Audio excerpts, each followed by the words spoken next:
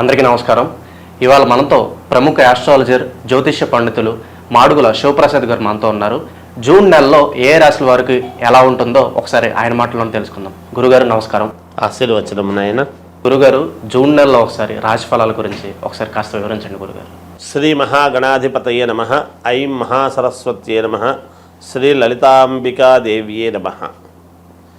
రాశి ఫలాల కార్యక్రమంలో భాగంగా జూన్ 1వ తేదీ నుండి నెలాఖరు వరకు 12 రాసుల వాళ్లకు కూడా ఎలా ఉంటుంది, ఏమిటి, ఏమి మేలు జరుగుతుంది, ఏమేమి పనులు చేసుకోవచ్చు అనేటువంటి విధి విధానాలు ప్రతి నెల చెప్పుకున్నట్టుగానే ప్రతి మాసము తెలుసుకునేట్టుగానే ఈసారి కూడా తెలియజేయటం అనేటువంటిది జరుగుతూ ఉన్నది. అయితే మామూలుగా కొంతమందికి మిశ్రమ ఫలితాలు కానీ కొన్ని రాసుల వాళ్లకు చాలా బాగుంది అని కానీ చెబుతూ ఉంటాం ఆయా గ్రహస్థితుల యొక్క దృష్ట్యా. అయితే ఏది ఏమైనా రాసుల ప్రకారముగా అందరికీ బాగుండినను లగ్నము ఏ లగ్నములో అయితే పుట్టి ఉంటారో, అందరూ ఒకే లగ్నానికి పుట్టి ఉండరు కదా, అందుకని ఏ లగ్నంలో పుట్టి ఉన్నారో చూసుకుంటే కొంతమందికి బాగా జరగవచ్చును, కొంతమందికి మధ్యస్థముగా జరగవచ్చును, కొంతమందికి రాసుల ప్రకారంగా బాగుంది అని చెబుతున్నారు కానీ గురువుగారు మాకేమీ అలా జరగటం లేదే అనేటువంటి భావనతో కూడా ఉంటారు.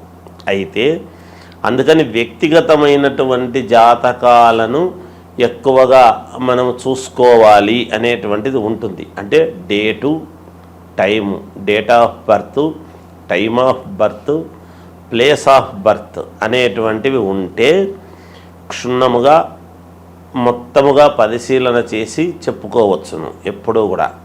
అందువల్ల వ్యక్తిగతమైనటువంటి జాతకాలను మీకు నచ్చిన వాళ్ళ దగ్గర, మీకు అనుకూలం ఎవరి దగ్గర ఉంటే వాళ్ళ దగ్గర ఒకసారి చూపించుకొని ఏవైనా చిన్నపాటి పరిహారాలు అవి ఉంటే చేసుకుంటే రాసుల ప్రకారముగా బాగుంది అన్నప్పుడు మరి ఈ రాసే కదా మాది ఎందుకు బాగలేదు అని ఒక్కసారి చూపించుకుంటే దాంట్లో తగిన విధముగా పరిహారం అనేటువంటిది చేసుకుంటే మీకు కూడా బాగుంటుంది అని తెలియజేస్తున్నాను. గురుగారు, ముందుగా మేషరాశి వారికి ఈ జూన్ నెల ఎలా ఉండబోతుందో కాస్త వివరించండి గురు. మేషరాశి వారికి ఈ జూన్ నెల అంతా కూడా చాలా యోగవంతముగానే ఉంటుంది అనేటువంటిది తెలియజేస్తూ ఉన్నాను. ఎందుకంటే గ్రహస్థితులు చాలా అనుకూలముగా ఉన్నాయి. మేషరాశి వారికి అనుకున్నటువంటి పనులు అనుకున్న సమయానికి చేసుకోవటం జరుగుతుంది. ఎప్పటి నుంచో పని కావాలి అని అనుకున్నటువంటిది ఏదైనా ఉంటే చాలా కాలము అది జరగలేదు అనేటువంటి భావనతో వేచి చూసేటువంటిది ఈ మాసంలో వీళ్ళు ఆ పని చేసుకోవటానికి అనుకూలవంతముగా ఉంటుందిగాక. యోగవంతముగా ఉన్నది మేషరాశి వాళ్లకు. అలాగే శుభకార్యాలు చేసుకోవటానికి కావాల్సినటువంటి ప్రయత్నాలు చేసుకోవచ్చును. తప్పకుండా ఒక నిర్ణయం అనేటువంటిది జరుగుతుంది. కీలకమైనటువంటి నిర్ణయాలు చేసుకుంటారు. అలాగే లోన్లు రావటం అనేటువంటిది కూడా జరుగుతుంది. ఏదైనా వాళ్ళు లోన్లు అవి పెట్టుకోవాలి చెయ్యాలి అని అనుకున్నప్పుడు డబ్బు సమయానికి కావాల్సినటువంటి పనికి ఆ డబ్బు సకాలంలో అందడము కూడా జరుగుతుంది గాక. మేషరాశి వాళ్లకు గ్రహస్థితులు అనుకూలముగా ఉన్నప్పుడు ఈ మాసం అంతా కూడా ఎవరెవరు ఏ ఏ వృత్తులలో పనిచేస్తూ ఉంటారో వాళ్లకు అనుకూలముగానే ఉన్నది. ఉద్యోగాలు చేసుకునేటువంటి వాళ్లకు యథావిధిగా ఉద్యోగాలు చేసుకుంటూ ఉంటారు. కాస్త మామూలుగా అప్గ్రేడ్ కావటం అంటే ఉత్తీర్ణత, ప్రమోషన్ లాంటివి కూడా వచ్చే అవకాశాలు ఉన్నాయి వీళ్ళకు. అంటే అనుకూలమైన చోటికి ట్రాన్స్ఫర్ కావడము కానీ అలాంటివి కూడా జరగవచ్చును. కొత్తగా ఉద్యోగాలు కావాలి అనుకునేటువంటి వాళ్ళు ప్రయత్నాలు చేయండి, సఫలీకృతులవుతారుగాక. విదేశాలకు వెళ్ళాలనుకునేటువంటి వాళ్ళు కూడా వెళ్ళవచ్చును. ఆయా ప్రయత్నాలు చేసుకుంటే యోగదాయకముగానే ఉంటుందిగాక. ఆర్థికంగా ఎలా ఉండబోతుంది గురుగారు మేషరాశి వాళ్ళకి? ఆర్థికంగా వీళ్ళు చేసుకునేటువంటి పనులకు సమయానికి డబ్బు అందుతుంది అనేటువంటిది ఉంది. కనుక ఆర్థికమైనటువంటి ఇబ్బందులు ఎప్పుడూ ఇబ్బంది ఏమీ లేదు వీళ్ళకి. ఈ మాసంలో ఉండదు. మనం జూన్ మాసంలో బాగుంది, వీళ్ళకు ఇబ్బంది ఏమీ లేదు. వ్యాపారము చేసుకునేటువంటి వాళ్ళు చిన్న వ్యాపారము దగ్గర నుండి పెద్ద పెద్ద వ్యాపారాలు చేసుకునేటువంటి వాళ్ళ వరకు కూడా వ్యాపారస్తులకు అత్యంత అనుకూలముగా ఉన్నది. అన్ని రంగాల వ్యాపారస్తులకు కూడా చెప్తున్నాను. దీంట్లో ఈ వ్యాపారం ఆ వ్యాపారం అనేటువంటిది ఉండదు. ఏదైనా బిజినెస్సే, వ్యాపారం వ్యాపారమే ఏదైనా. కనుక చాలా యోగవంతముగా ఉన్నది. వీళ్ళకి కొంచెం కలిసి రావాలంటే ఏమన్నా పరిహారాలు చేసుకుంటే మంచిది అంటారా? ఇటువంటి ఇంకా మంచి ఫలితాలు రావాలి అని గనక వీళ్ళు అనుకుంటే ఏమి ఆరాధన చేసుకుంటే మంచిది అనుకున్నప్పుడు వాళ్ళ ఇంటి దేవుడు ఉంటాడు. ఆ ఇంటి దేవుణ్ణి ఆరాధిస్తే మేలు జరుగుతుంది గాక అనేటువంటిది ఉన్నది. విద్యార్థులకు చాలా యోగవంతముగా ఉన్నది. అలాగే సినిమా రంగంలో ఉండేటువంటి వాళ్లకు అనుకూలముగా ఉన్నది. రాజకీయాలలో ఉండేటువంటి వాళ్లకు మరీ అనుకూలముగా ఉన్నది. విజయము వైపు వాళ్ళ యొక్క నడక ఉండబోతున్నది అనేటువంటిది తెలియజేస్తున్నాను. గురుగారు, జూన్ నెలలో ప్రత్యేకంగా మేషరాశి వారు చేయకూడని పనులు ఏమైనా ఉన్నాయా? ఇప్పుడు మనం ఈ ఏదో ఒక రాశి వాళ్ళు ఇవి చేయకూడదు అనేటువంటిది ఏమీ ఉండదు. అట్లా చేయకూడని పనులు ఏవి మంచివో చెబుతాం మనము. ఎవరు ఏం చేస్తారని చేయకూడని పనులని చెప్పడానికి మనం. అందుకని మనము మంచి చెప్పుకుంటూ పోదాం. ఇవి చేయొద్దండి, ఇవి ఇంకోటి చేసుకోవద్దండి అనేటువంటిది ఏమీ ఉండదు. ఇంకా ఒకటి, మేషరాశి వాళ్ళు చెయ్యకూడనటువంటి పనులు ఏమిటి అని గనక ఒక్కసారి ఆలోచన చేసినట్టయితే, ఎవరి మామూలుగా నమ్మి ఇంకొకరికి డబ్బులు మాత్రం మీ చేత్తో ఇవ్వద్దండి. అది చూసుకోండి జాగ్రత్తగా. అంతే. జయోస్తు. గురుగారు, మనకి పంచగ్రహ కూటమి అంటే ఏంటి? మనకి ఏ రాసుల వారికి ఈ పంచగ్రహ కూటమి ప్రభావం అనేది పడుతుంది? అలాగే వీళ్ళకి కలిసి రావాలంటే ఏ పరిహారాలు చేసుకుంటే మంచిది? కాస్త వివరించండి గురుగారు. పంచగ్రహ కూటమి అనేటువంటిది 6వ తారీఖు మనకు 6వ నెల అంటే జూన్లో వస్తూ ఉన్నది. గురువారం నాడు వచ్చినది. అయితే ఈ పంచగ్రహ కూటమి అనేటువంటిది గతములో కూడా ఒకసారి 2013 ఆ సమయంలో వచ్చింది అనేటువంటిది ఉన్నది. ఈ షష్టగ్రహ కూటమి అనేటువంటిది, పంచగ్రహ కూటమి అనేటువంటివి ఈ కూటములు అనేటువంటి వచ్చినప్పుడు ఏమవుతుంది అంటే, బలమైనటువంటి గ్రహాలు ఎప్పుడైతే ఒక చోట ఒకే రాశిలో కలుస్తాయో ఆ ప్రభావము ఎవరెవరి మీద ఉంటుంది, మంచి ప్రభావం ఉంటుందా, చెడు ప్రభావము ఉంటుందా అనేటువంటిది ఉంటాయి. అటు ఉంటాయి, ఇటు ఉంటుంది గాక. కొన్ని రాసులకు కొన్ని గ్రహాలు వేములో పడ్డప్పుడు ఆ వ్యతిరేక ఫలితాలు అనేటువంటివి చూపిస్తాయి. అంటే ఇబ్బందులు కలిగినప్పుడు ఇబ్బందులు చూపిస్తాయి. సవ్యమైనటువంటి చోట మిత్రుడి స్థానములోనూ అనుకూలమైనటువంటి స్థానంలో ఉన్నప్పుడు అనుకూలవంతమైనటువంటి చూపిస్తాయి. అవి ఏ గ్రహాలు అనేటువంటిది ఒక్కసారి మనం ఆలోచన చేసుకోవాలి. ఏమిటి అంటే, రవిచంద్రులు కాలగమనానికి 2 అనుకూలమైనటువంటివి. ఉదయము మామూలుగా సూర్యుడి యొక్క ప్రభావము, రాత్రికి చంద్రుడి ప్రభావము. ఈ 2 కాలాన్ని నిర్ణయించేటువంటివి కాబట్టి ఈ 2 గ్రహాలు ఒక చోట ఉంటే బుధ ఆదిత్య యోగం అనేటువంటిది మన అందులో బుధుడు కూడా ఉన్నాడు. రవి బుధులు ఉండేటువంటి దాని వలన బుధాదిత్య యోగం అనేటువంటిది కూడా ఉన్నది. అలాగే శుక్రుడు అక్కడే ఉన్నాడు, గురువు అక్కడే ఉన్నాడు. మొన్ననే 1వ తారీఖు వృషభంలోకి గురువు వచ్చినటువంటి సంగతి కూడా అందరికీ తెలిసిండేటువంటిదే. అందువలన ఇవి 5 గ్రహాలు అంటే గురువు, శుక్రుడు, బుధుడు, రవి, చంద్రుడు. ఈ 5 గ్రహాలు ఒకే చోట ఉండేటువంటి దాని వలన కొన్ని రాసులకు మహాద్భుతమైనటువంటి యోగం అని ఉన్నది.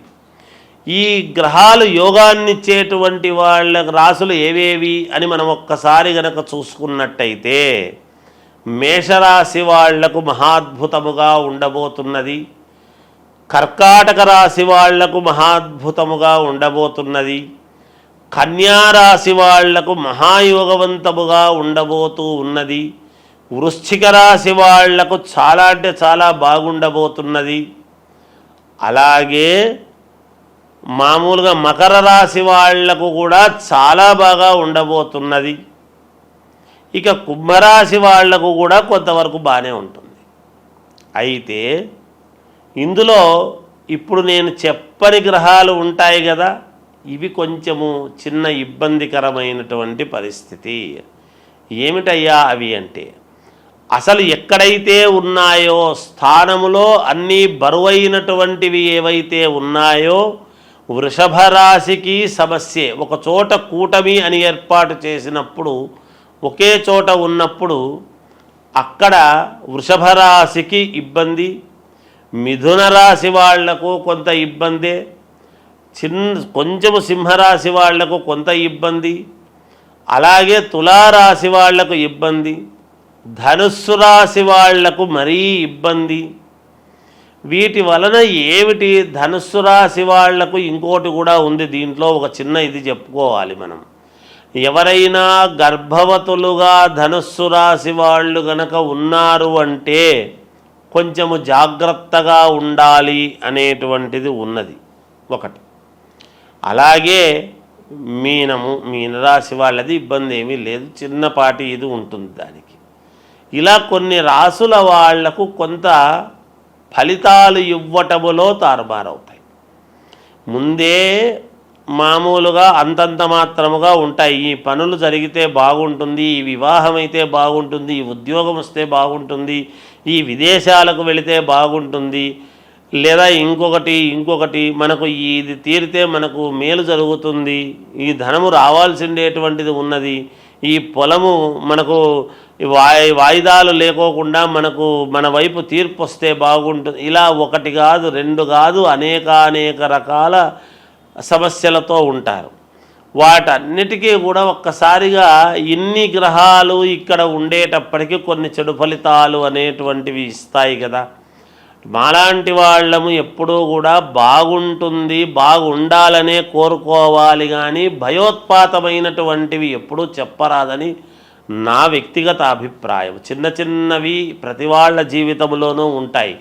ఉన్నంత మాత్రాన అవి పర్వాలేదు, ఏం పర్లేదు, మీకు బాగుంటుంది అంటే మీకు మానసికమైనటువంటి సంతోషం ఉంటుంది. కానీ మీకు ఇది బాగాలేదు, అది బాగలేదు అని చెబితే ఎలాగబ్బా, ఆర్థిక ఇబ్బందులు అనేక రకాల సమస్యలతో ఉంటారు ఈ రోజులలో. ప్రతిదీ మాలాంటి వాళ్ళము భయముతో కూడినటువంటివి చెప్పేటప్పటికీ మీకు ఏమీ పాలుపోక నిజంగా బాగుండేటువంటి ఆత్మవిశ్వాసము కోల్పోయే పరిస్థితి ఎవరికీ రాకూడదు. అందువలన చిన్నపాటి ఇబ్బందులు, సముద్రము అన్న తర్వాత అలలు, మానవ జీవితం అన్న తర్వాత ఒడిదుడుకులు ఉంటాయి, సహజం అది. దానికి ఎవరు భయపడక్కర్లేదు. కాకపోతే మీ వ్యక్తిగతమైనటువంటి జాతకాలు ఒక్కసారి పరిశీలన చేసుకొని మీకు నమ్మకం ఉండేటువంటి వాళ్ళ దగ్గర చూపించుకొని ఈ రాశి వాళ్లకు ఏమి చేసుకుంటే మేలు, మరి బాగులేని రాశి వాళ్ళది ఏమిటి అంటే ఏమీ లేదు, జపము, తపము, హోమం ఇవి ఉంటాయి. హవనం అనేటువంటిది ఎప్పుడైతే హోమం చేసుకుంటారో మీ పేర్లతో, అగ్నిహోత్రుడి యొక్క సంస్కారము వలన మీరు సంస్కరింపబడతారు, మీకు మేలు జరుగుతుంది. తప్పకుండా హోమాలు సరే, ఇంకా ఏవో కొన్ని ఉంటాయి, అవన్నీ చేసుకోవచ్చును. ఇంకా ఒకటి ఉన్నది, దీని వలన కొన్ని ఇబ్బందులు ఉంటాయి. పైగా వచ్చినటువంటిది ఎప్పుడు అంటే ఆదివారము, గురువారము 6వ తారీఖు అమావాస్య అనేటువంటిది కూడా ఇదైంది. దాని వలన ఈ గ్రహాల యొక్క దీని వలన అమావాస్య కూడా గురువారం రోజు, పైన గురువు, మనకు ఏ యోగం ఇవ్వాలన్నా గురుబలం బాగుంటే అన్నీ జరుగుతాయి అనేటువంటిది ఉన్నది నానుడి. ఈ గురువు అనేటువంటి వాడు ఎవరు? దత్తాత్రేయ స్వామి, వ్యాస మహర్షిని మనము గురువు అని భావిస్తాం. అలా దత్తాత్రేయ స్వామిని మనము గురువు అని అనుకుంటున్నప్పుడు గురువారం రోజే వెళతాం. దత్తాత్రేయ స్వామి ఎవరు? త్రిమూర్తులు కలిస్తే దత్తాత్రేయుడి దగ్గర 4 వేదాలు, 4 వేదాలకు సంబంధించినటువంటి ఇది. అలాగే ఈరోజు ఎవరైనా యంత్ర పూజలు చేసుకునేటువంటి వాళ్ళము, మాలాంటి వాళ్ళం మేము చేసేటువంటిది ఏమిటి అంటే మామూలుగా తాంత్రిక విద్యలు అని ఉంటాయి. అవేమి చెడు కాదు. తాంత్రిక విద్యలు అంటే శీఘ్ర ఫలితాలు రావటానికి అని ఉంటుంది. ఎవరికైనా ఏదైనా కావాలి అన్నప్పుడు తాంత్రిక విద్యలతో శీఘ్ర ఫలితాలు రావటానికి కొన్ని ప్రయోగాలు ఉంటాయి. అవి కొంచెం విశేషమైనటువంటి ప్రయోగాలు ఉంటాయి. మనకు అనుకూలముగా జరగటానికి ఒక పని అనేటువంటిది చేసుకోవటానికి అది మనము ఏదైనా ఒక పని మన వశం కావాలి అని అనుకున్నప్పుడు, వశము కావాలి అంటే అందరూ తప్పు అర్థం చేసుకుంటుంటారు. ఏదో అనవసరమైనవన్నీ మన వశం కావాలి చెయ్యాలి అని అనుకునేటువంటి ఇది ఉంటుంది. అలా ఉండకూడదు ఎప్పుడూ కూడా. ఎందుకంటే మనకు ఒక మంత్రము మన వశము కావాలి, ఒక ఉద్యోగము మనకు కావాలి అని ఇలా కొన్ని ఉంటాయి. శీఘ్రముగా తొందరగా మన కోరికలు ఫలించాలి అనేటువంటివి. అలా శీఘ్ర ఫలితాలు రావటానికి యంత్ర పూజలు అని ఉంటాయి. అవి మేము ఇటువంటి రోజులు మేము దాన్ని చాలా జాగ్రత్తగా వాడుకుంటాము గాక, పోగొట్టుకోకుండా. ఎందుకంటే మమ్మల్ని నమ్మి మాకు ఈ పని కావాలి అని ఎంతోమంది అడుగుతూ ఉంటారు కాబట్టి వాళ్ళ పనులు సక్రమముగా నెరవేరాలి అన్నప్పుడు ఇలాంటి సమయాలు చాలా యోగవంతమైనటువంటి సమయం. ఈ సమయాన్ని మేము పోగొట్టుకోకుండా జాగ్రత్తగా శీఘ్ర ఫలితాలు రావటానికి కొన్ని ప్రయోగాలు చేసుకోవటానికి ఈ సమయము, ఈ పంచగ్రహ కూటమి అనేటువంటిది చాలా ముఖ్యమైనటువంటిది. మీరు కొన్ని సినిమాల్లో చూస్తుంటారు, ఫలానా రోజు ఒకే లైన్లోకి గ్రహాలన్నీ వస్తుంటాయి అంటే ఈ కొంచెము ఏవేవో కొన్ని వీటికి సంబంధించినటువంటివి అవన్నీ ఇగో ఇలా వస్తుంది, ఈ వజ్రం వస్తుంది, ఇవి దొరుకుతాయి, ఈ నిధులు ఇలా ఉంటాయి అనేటువంటివి వింటూ ఉంటాం. అవన్నీ ఊరికే కాదు, నిజంగా కూడా శాస్త్రాలలో ఉన్నటువంటివే. ఎవరు సినిమాలు కూడా తప్పుగా తీయరు. ఎంతో ప్రామాణికము ఉంటేనే చూసి తీస్తారు, ఏదో ఒకటిలే అని చెప్పి తీయరు. అందుకని ఇది ఈ పంచగ్రహ కూటమి అనేటువంటిది కొన్ని విషయాలకు చాలా యోగవంతమైనటువంటిది. మనము యోగం ఏదో అది మాట్లాడదాం. ఇబ్బందులు ఉంటే చిన్న చిన్న ఇబ్బందులు ఉండేటువంటి వాళ్ళు వాటిని సర్దిద్దుకుంటారు గాక, ఇబ్బంది ఏమీ లేదు. కనుక ఈ శీఘ్ర ఫలితాల కోసం చేసేటువంటి దానికి కూడా ఇది పనికి వస్తుంది. అనుష్ఠానం చేసుకునేటువంటి వాళ్లకు మహద్భాగ్యముగా భావించుకోవాలి. మాలాంటి వాళ్ళము మేము శీఘ్ర ఫలితాలు రావటానికి ఎన్నో ప్రయోగాలు వంటివి చేస్తూ ఉంటాము కాబట్టి ఇది మంచి సమయముగానే భావిస్తున్నాము. వ్యక్తిగతమైనటువంటి ఈ రాసులు ఇబ్బందులు ఉండేటువంటి వాళ్ళు మీకు తగినటువంటి వాళ్ళ దగ్గర ఒక్కసారి మీ జాతకము చూపించుకొని దానికి తగ్గట్టుగా జపము పరిహారము చేసుకొని హోమ కార్యక్రమాలు అవి చేసుకోండి. ఎవరైనా ఏదైనా ఉంటే అడగండి, తెలియజేస్తాముగాక. జయోస్తు. పంచగ్రహ కూటమి గురించి చాలా చక్కగా వివరించారు గురుగారు. అలాగే దీని ప్రభావం ఏ రాశుల వారి మీద ఉంటుందో కూడా తెలియజేసినందుకు మాకు ధన్యవాదాలు. జయోస్తు.